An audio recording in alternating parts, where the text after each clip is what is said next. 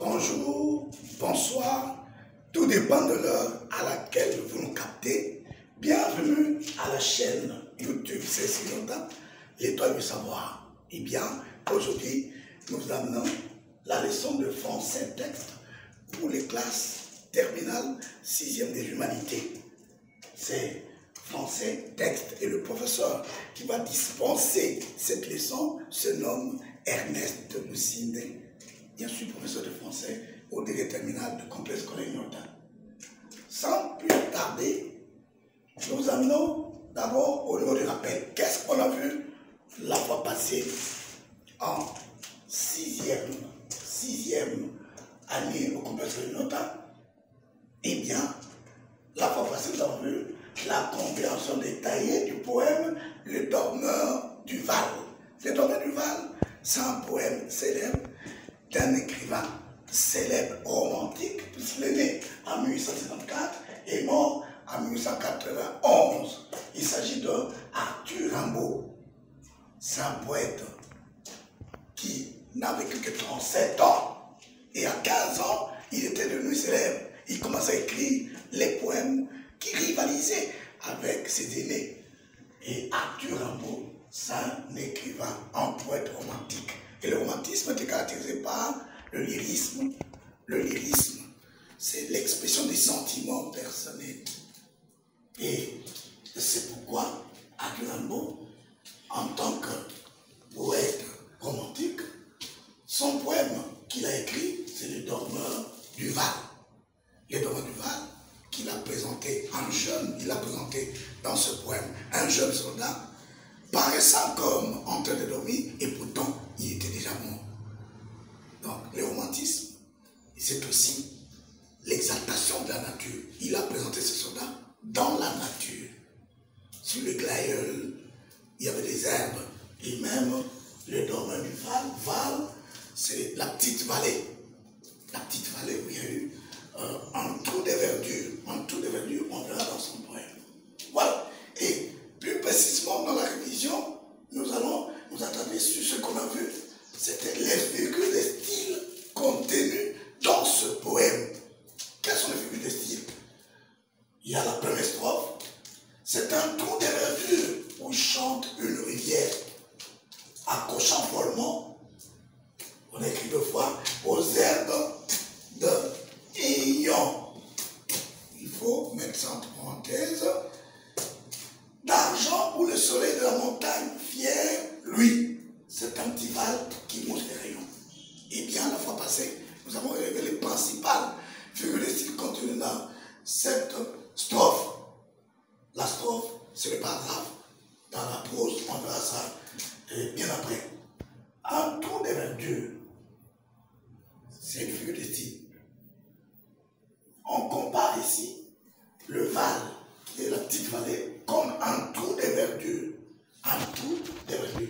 C'est une comparaison sans terme de comparaison. Quelle est cette figure qui parle d'une comparaison de comparaison? Donc la première figure, c'est la métaphore, qui est une figure qui consiste à comparer sans terme de comparaison.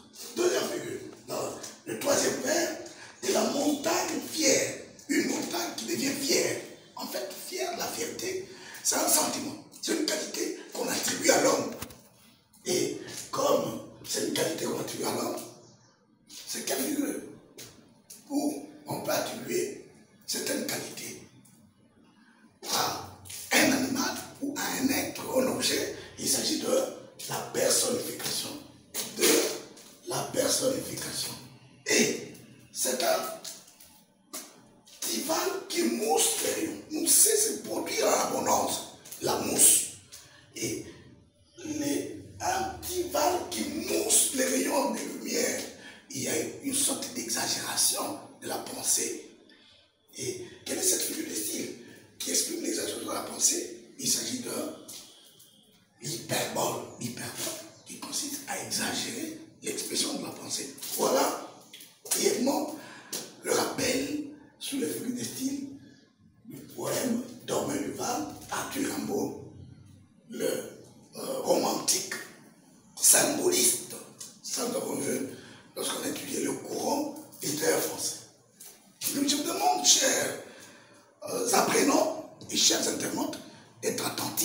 puisque vous allez entrer dans le vif de la matière.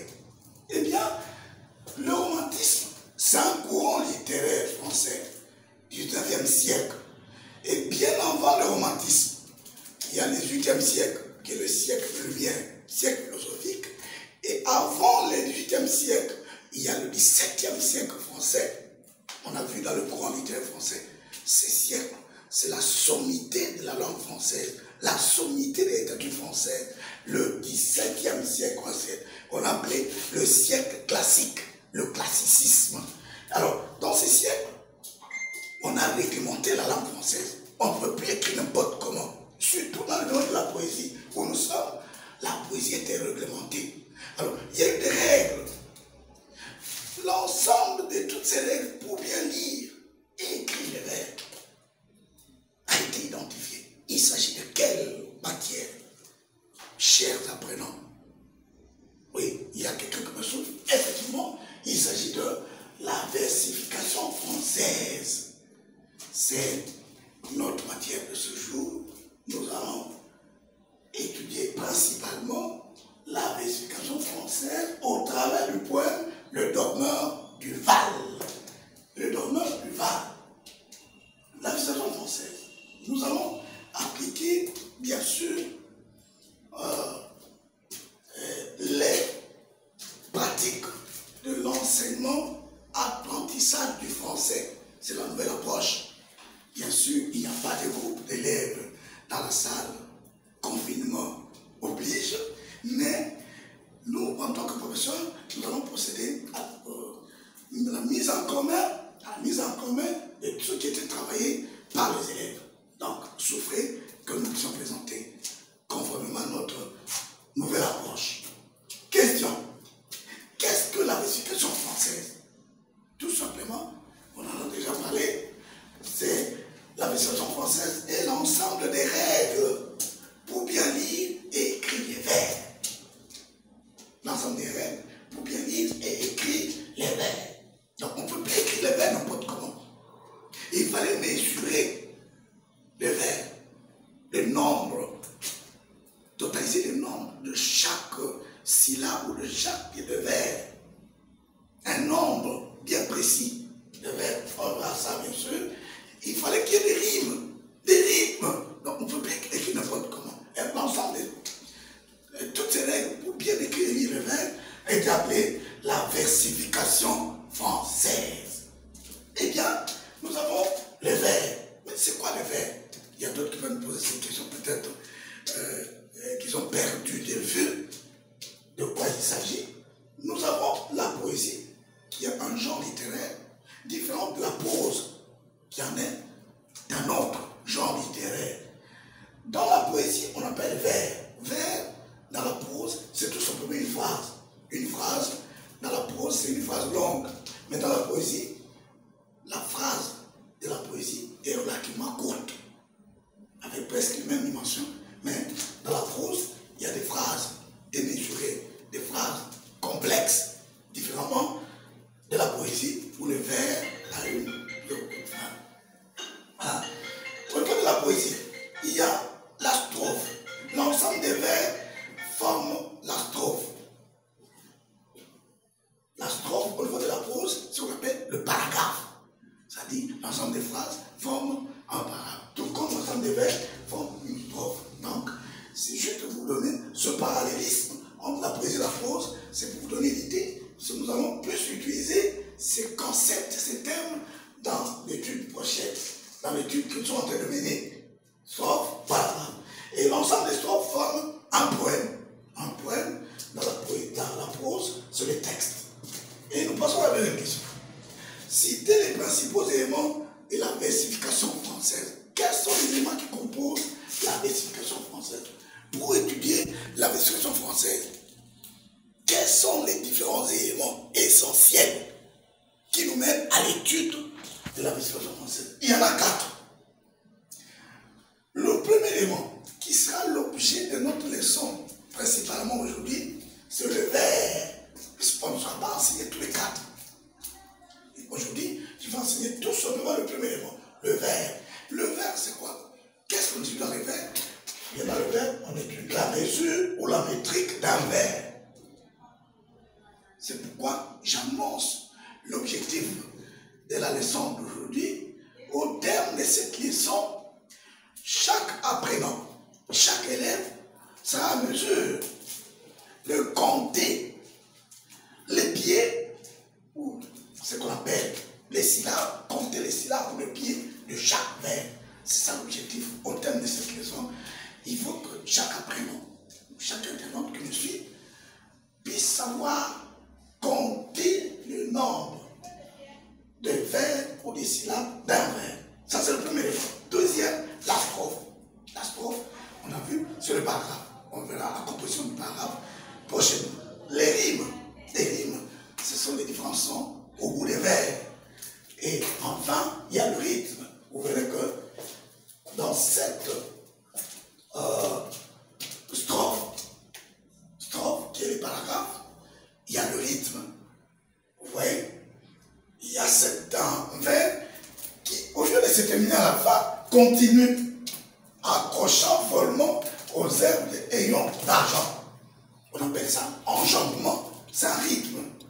La montagne fière, lui. Donc, le fait que le vers qui a commencé là continue dans les vers suivants, on appelle ça l'enjambement. Ça sera l'objet de nos leçons précédentes. L'enjambement. Il fait qu'un vers, au lieu de se terminer à la fin, au bout de celui-ci, mais il continue jusqu'au vers suivant. C'est ce qu'on appelle l'enjambement. Donc, voilà les 4 éléments qui font l'objet d'études de la description française. Je reprends les vers, la strophe, les rimes et les rythmes. Quels sont tous? Mais nous devons définir que c'est A. Nous devons voir la mesure ou la métrique. C'est ça le fond de notre question d'aujourd'hui. C'est quoi la mesure ou la métrique? Définissez la mesure ou la métrique. La mesure ou la métrique, c'est tout simplement le comptage du nombre de syllabes, le comptage du nombre de syllabes ou des pieds. Dans le terme technique, c'est les pieds. Mais les pieds signifient syllabes. C'est le comptage du nombre de syllabes ou des pieds d'un vers. Et pour rappel, nous devons savoir c'est qu'une syllabe. On a étudié la syllabe depuis l'école primaire. C'est quoi la syllabe? Nous avons l'exemple. Animal, c'est un mot partout. C'est un mot. Mais le mot animal a combien de syllabes? Il y a A, ni, mal. Si vous vous souvenez très bien, partout. C'est-à-dire, nous voyons la première syllabe A est composée de combien de lettres? Une seule lettre. Ni, combien de lettres? 2 lettres. N-I. Troisième syllabe, mal. Composée de combien de lettres? Il y a M-A-L. 3 lettres. Donc, une syllabe, c'est soit une lettre ou un ensemble de lettres qui se prononcent en une seule émission de la voix. Nous voyons A, ni, mal. C'est-à-dire, c'est en une seule émission de la voix. C'est une lettre A ou un ensemble de lettres qui se prononcent en une seule émission de la voix. Partout. D'accord? Et alors, nous devons savoir, à titre de rappel, comment on coupe les mots, puisque même les intellectuels les plus avertis, ou surtout nos élèves finalistes, quand ils rédigent leur dissertation, il y a des fautes incroyables sur les coupures de mots. Raison pour laquelle je suis revenu. Quelles sont les principales règles de coupure de mots? Pour couper les mots, on doit les couper selon les syllabes. Et il y a certains principes qui sous-tendent cette coupure. Nous posons d'abord, quand il y a un groupe de voyelles, comment on doit couper le mot? Premier cas, exemple, aéré, aéroport. Regardez, il y a A et il y a 2 voyelles successives. S'il y a 2 voyelles successives qui sont prononcées d'une manière accentuée, ces voyelles, chacune constitue une syllabe. A, il ne peut pas dire A, non, A, ça ne va pas. C'est A et Ré. Ce sont 2 voyelles successives qui se prononcent de manière accentuée séparément. C'est pourquoi A constitue syllabe et ré, une autre syllabe. Deuxième cas, il y a une, deux, trois voyelles successives. Mais ici, qui ne se prononcent pas d'une manière accentuée. Les trois voyelles se prononcent d'une manière, c'est-à-dire en un coup. Comme on a dit l'autre. En une émission de la voix, il y a O, O, tout.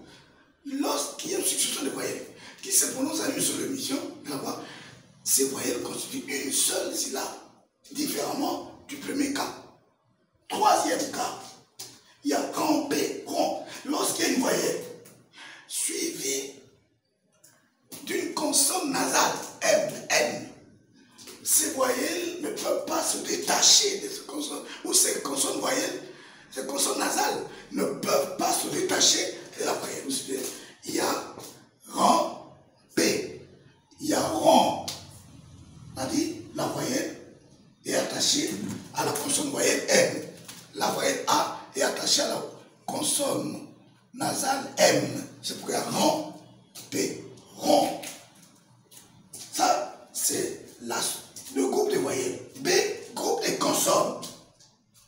Lorsqu'il y a deux consonnes successives, comment on peut couper les mots?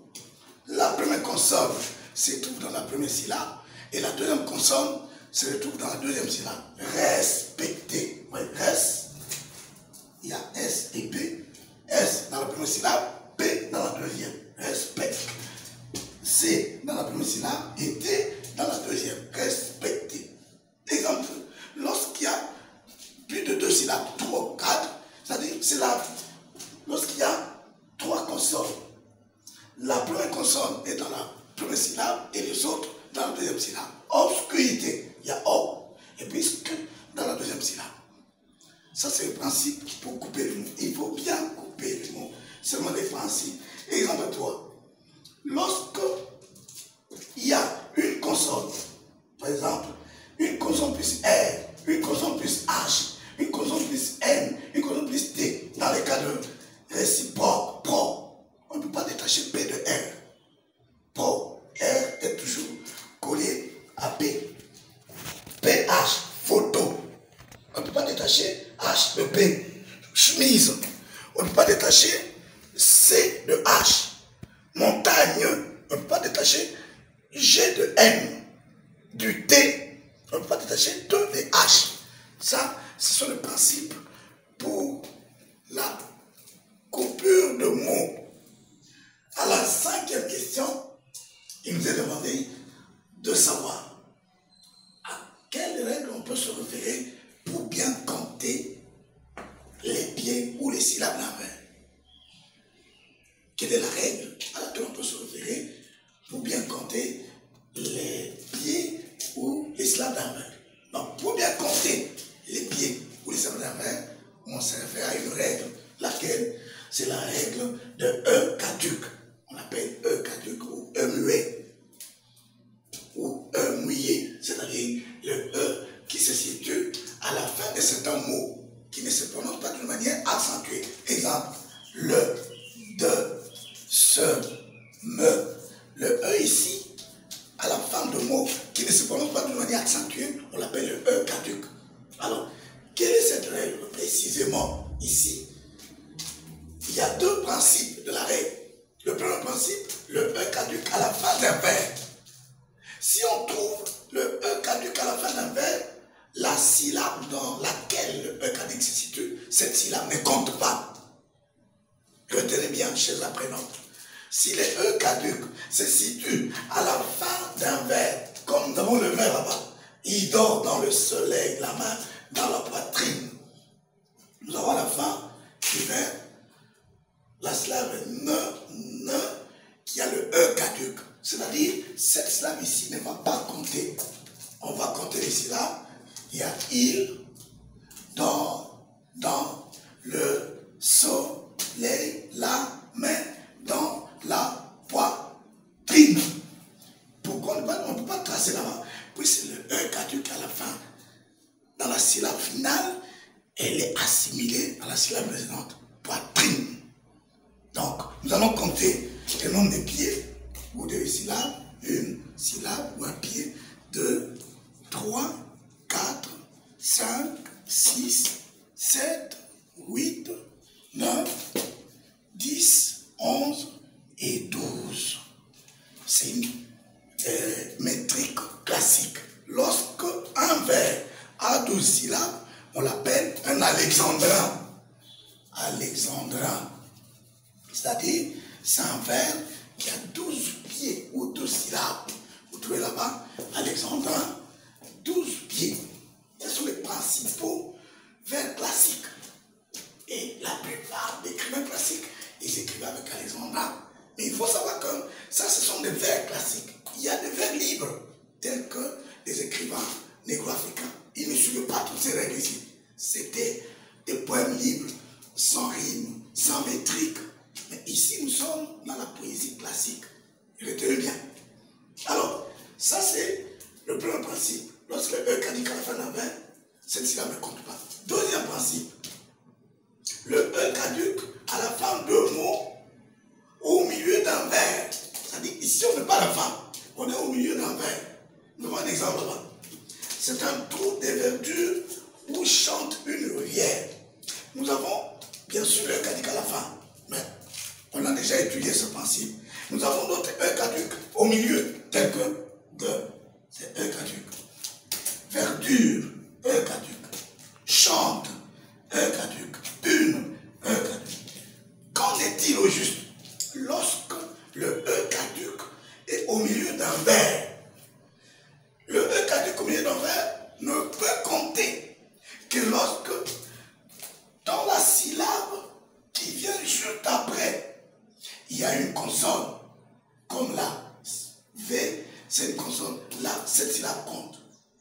Mais si après le E caduc, la syllabe qui suit est une voyelle, cette syllabe ne compte pas. Là, nous avons une voyelle, ça ne compte pas. Là, nous avons une voyelle, la syllabe ne compte pas. Nous allons maintenant découper entre la commune. Qu'est-ce qu'on dit? Le E caduc à la fin de mot, c'est souvent au milieu d'un vers, ne compte que lorsque le mot qui vient juste après le E caduc commence par une consonne ou un H aspiré. S'il s'agit d'une voyelle ou un H muet qui suit le E caduc, cette syllabe va se prolonger jusque-là. Pourquoi? Puisque le E caduc est suivi d'un mot commençant par une voyelle. C'est pourquoi on a dur ou, verdure ou, chante. Nous avons chante. Le E caduc est suivi d'un mot qui commence par une voyelle. Cette syllabe va se prononcer. Chantune. Chantune. Jusque-là. Une. Ri. Vi. R. Voilà, nous allons compter. 1 pied, 2, 3, 4, 5, 6, 7, 8, 9, 10, 11 et 12. 12 et 13. Nous avons dit, en cas où, au cas où, dans une strophe, au lieu d'avoir 12 pieds, puisqu'il fallait qu'il y ait harmonie, 12, 12, 12. S'il y a plus de 12, 13, on va utiliser la symmérèse pour le trancher en pied en vue d'harmoniser le nombre de pieds. Et où est-ce qu'on utilise la symmérèse? C'est lorsqu'il y a ce qu'on appelle diphtongue. Diphtongue, on va dire vière. Vière. Donc, on aura 12 pieds. 1, 2, 3, 4. Et syllabes. Une syllabe, 2, 3, 4, 5, 6, 7, 8, 9, 10, 11 et 12. C'est alexandrin. Un alexandrin. Un alexandrin, combien de pieds? 12. Donc, il y a deux principes de E caduc. À titre récapitulatif, si à la fin d'un vers, il y a le E caduc, la syllabe ne compte pas. Si c'est au milieu d'un vers, la syllabe ne compte que lorsque le mot qui suit commence par une voyelle, donc une consonne ou un H aspirer. Mais si le mot qui suit commence par une voyelle ou un H ou un, la syllabe se prolonge jusqu'à la syllabe prochaine. Voilà, notez bien, quels sont les principaux vers classiques au sujet de la métrique. Donc, les poètes classiques utilisaient généralement les alexandrins, 12 pieds, le décasyllabe, 10 pieds, octosyllabe, 8 pieds. Et au cas où dans une strophe, il y a moins d'un pied, on ajoute, il s'agit de la diérèse, c'est dans le diphtongue. On peut avoir, par exemple, le mot solution. On peut solution. Mais en cas de diérèse, on peut dans cette forme, si on peut aussi retrouver là-bas, solution, là pour ajouter un autre pied. Ici, il s'agit de la diérèse. Diérèse. Alors, il peut se vrai qu'il y a 13 pieds. On peut le trancher. Où est-ce qu'on peut le trancher? C'est là où il y a la diérèse. Là, on le tranche, on enlève tout simplement. Il y aura solution. C'est-à-dire solution. Ici, il y a 1, 2, 3, 4 pieds. Ici, il y a 1, 2, 3 pieds. Ici, il s'agit de synérèse. Synérèse. C'est-à-dire, la synérèse, on le tranche un pied. En diérèse, on ajoute un pied. Là où il y a diphtongue, sion, sien. On passe au devoir. Avant le devoir, il faut le capituler tout simplement. Donc, il s'est agi aujourd'hui de la vérification française. On a défini la vérification française, qui est l'ensemble des règles pour bien lire ou écrire les vers. Quels sont les principaux éléments pour étudier la vérification? Il y a 4. Il y a le vers, où il y a la métrique et la mesure, ce qu'on a vu aujourd'hui. Il y a le deuxième élément, il s'agit de le paragraphe, les paragraphes, strophes. On doit étudier la mesure de strophe. Après les strophes, il y a les rimes, troisième élément, et quatrièmement, le rythme. Voilà différents éléments pour étudier la vérification française. Et après, on a dit à quelle règle on peut se faire pour bien compter les pieds. C'est la règle de E caduc, qui a deux principes. Le E caduc, à la fin d'un vers, la syllabe ne compte pas. Au milieu du vers, il faut voir la suite, le mot qui suit. S'il commence par une consonne ou un H aspiré, la syllabe compte. S'il s'agit, le mot qui soit suivant commence par une voyelle ou un H, voilà. On passe au devoir de domicile. Quelle est la métrique de vers ci-après? Nous avons 5 vers. Un soldat jeune, bouche ouverte, tête tenue. Nous allons juste, pour l'application, faire ou mesurer le premier vers. Nous voyons d'abord, pour mesurer, dans l'application suivante, s'il vous plaît, nous allons d'abord ressortir le E caduc. Il y a jeune, bouche ouverte, tête et nue. Voilà les différents E caducs. Pour bien compter. On a dit à la fin du vers, la syllabe ici ne compte pas. Mais on y va. Un soldat. Je. Ici il y a consonne, la syllabe compte. Bouche. Ici il y a voyelle, la syllabe continue. Bouchou. Vert. Ici il y a consonne, la syllabe compte. Tête. Ici, il y a consonne, mais ça va nu. Alors, on va compter 1 pied, 2, 3, 4, 5, 6, 7, 8, 9, 10, 11 et 12. C'est un alexandrin. Voilà votre devoir à domicile. Vous allez mesurer les 4 vers suivants et les devoirs remettre la semaine prochaine, à la même. Aujourd'hui, nous sommes du jeudi, à remettre le jeudi de la semaine prochaine. Chers apprenants, vous devez savoir que l'humanité tout entière a un problème système sérieux est en péril. Il y a un danger, il y a un ennemi commun, le coronavirus. C'est corona, c'est comme dans le temps des animaux malades, la peste. Tous étaient frappés, mais tous n'en étaient pas morts.